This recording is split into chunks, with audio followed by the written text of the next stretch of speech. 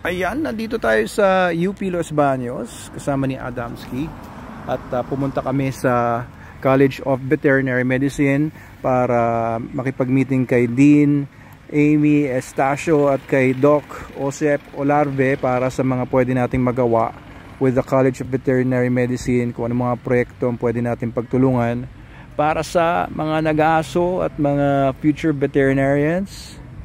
So tambay-tambay muna kami dito. Pumasyal din kami doon sa Veterinary Teaching Hospital kanina sa Metabon at nagpunta sa Erie International Rice Research Institute doon sa malapit din sa Tabon, at may mga nakita ako doon, mga dating mga kaibigan, mga classmates, si Dennis Simbulan, classmate ko yun, Doc Dennis, at mga bagong mga kaibigan, mga alumni din ng UP. Ayun, so doon sa Erie, meron tayong mga na-meet doon ng mga bago at lumang kaibigan. Ayan, si Madam Snooki, pa silip-silip sa paligid. Bumili kami ng mga souvenirs doon sa souvenir shop sa likod niya. Yes, yun naman. Napakaganda ng asawa ko. Grabe, grabe. So yun yung UP Carillon, ang tawag doon. May mga Belgian, tumutunog yan. Si Adam. So dito ako nag-spend ng 7 years of my life when I was 18 years old hanggang 25 years old ako. Yan. So itong UP Los Baños na to naging bahay ko since 1993 hanggang year 2000, 2001. Hindi ko alam eh. Matagal na ako wala dito kaya hindi ko alam ang CR dito. Kaya dito ako nagtapos ng veterinary medicine at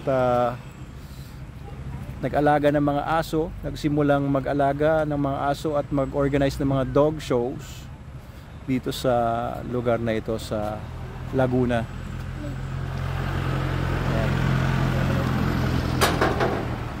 Wala, anong ginawa mo, Adam? So ayun guys, no, pasensya na kayo, hindi ako nakapag-vlog today. Pero kung meron man kayong mga gustong i-follow up sa akin or tanong, ilagay nyo lang sa comment section sa baba. Bukas babawi ako sa mga vlogs kung meron kayong mga katanungan. Pansamantala, yan, enjoy muna kami dito.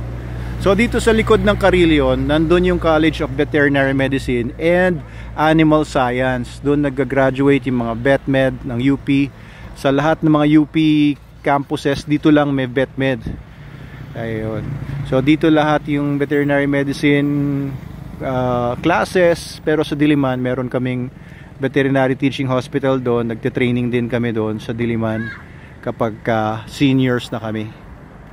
Ayan. So nag-graduate ako dito nung year 2001. At matagal ako hindi nakabalik dito. Yung UP Baker Hall na yan, dyan kami nanood ng mga concerts, kagaya ng concert ng Eraserheads. Ayan.